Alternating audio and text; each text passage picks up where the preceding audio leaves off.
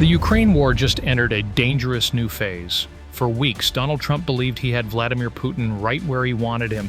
Peace talks were on the table. A deal seemed within reach. Trump was ready to declare himself the man who ended the Ukraine war. But in one swift move, everything fell apart. Putin didn't just walk away from negotiations. He humiliated Trump, publicly rejecting any ceasefire and making it clear Russia isn't interested in peace. Now Trump's scrambling, his carefully crafted strategy has exploded, and the betrayal couldn't be clearer. So why did Putin turn on Trump? And what does it mean for Ukraine, for NATO, and for the world? How it all started. Let's rewind. On February 13, 2025, Trump announced a secret U.S.-Russia delegation had met in Saudi Arabia. This came right after a 90-minute call between Trump and Putin. The message was clear. Peace talks were back on. Putin even invited U.S. officials to Moscow. Russian media painted the meeting as a major diplomatic breakthrough. Trump saw it as proof that Putin wanted a deal. He was ready to end the war and take credit for it. But the big red flag? Ukraine wasn't even invited. Neither were any of Ukraine's European allies. Trump's fallout with Zelensky.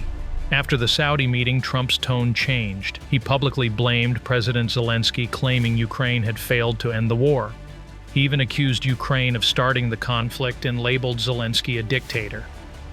Things got worse. Trump suspended U.S. aid to Ukraine, cut off intelligence sharing, and told European partners they'd be on their own.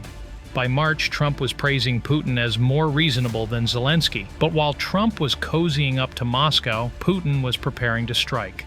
The betrayal.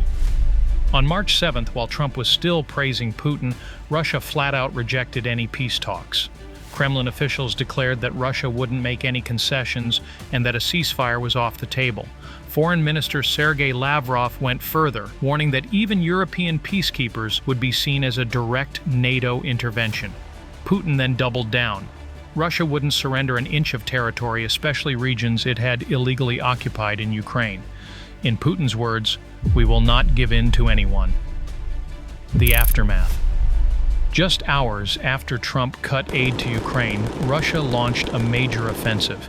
In the Donetsk region, ballistic missile attacks killed dozens, including first responders. Ukrainian cities were battered by airstrikes. Civilians were caught in the chaos. Trump's so-called peace process? It turned out to be a green light for Putin to escalate the war. Trump responded by suggesting sanctions, but nothing concrete has followed. The damage was done. Putin used Trump's trust as a smokescreen for military aggression. Why did Putin do it? So, why betray Trump now? The answer? Leverage. Russia doesn't want negotiations. It wants total control on its terms. Ukraine still holds strategic ground in Kursk, and it has leverage in any future talks. It also controls captured Russian territory and could use it to trade back its own land. Putin doesn't want Ukraine walking into peace talks with bargaining chips. He wants Ukraine weak and dependent. There's also the issue of Russia's $300 billion in frozen assets. Ukraine could demand those be returned in exchange for peace. For Putin, that's unacceptable. Putin's real goals. This war isn't just about territory, it's about empire and resources. Putin isn't just trying to win a war, he's trying to rebuild a Russian empire. His vision reaches back to the days of the Tsars and the Soviet Union. To him, Ukraine isn't a neighbor, it's a rightful piece of Russia. And then there's the money. Ukraine holds 5% of the world's critical mineral reserves, including titanium, lithium, graphite, and rare earth elements.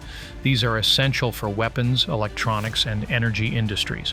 Controlling Ukraine would give Russia massive global influence and billions in profits. A dictator's legacy. There's also one more factor: Putin's image. He's sold himself as the savior of Russia, the man who will return glory to the fatherland. Accepting a ceasefire now, especially one that returns land to Ukraine, would make him look weak, a fatal image for an authoritarian. He's already purged Russia's military, his critics silenced, including opposition leader Alexei Navalny, who died mysteriously in a Siberian prison. Putin will do whatever it takes to avoid looking vulnerable, even if it means stabbing Trump in the back. What happens now? So where do we go from here? In a major shift, Ukraine and the U.S. have agreed to a 30-day ceasefire plan aiming to de-escalate the war. The proposal includes halting air and naval operations. That's significant, especially for Russia.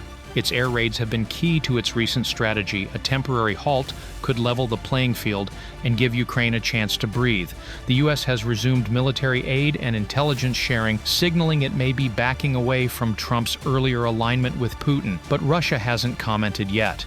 So the question remains, will Putin engage in real talks this time, or is this just another trap? Putin's betrayal of Trump has flipped the table on the Ukraine war. What looked like peace was actually a setup, and now the conflict may be entering its most dangerous phase yet. What do you think? Can Trump salvage the situation? Will Putin ever agree to real peace? And is Ukraine strong enough to hold its ground? Let us know in the comments. And don't forget to subscribe for more deep military and geopolitical breakdowns.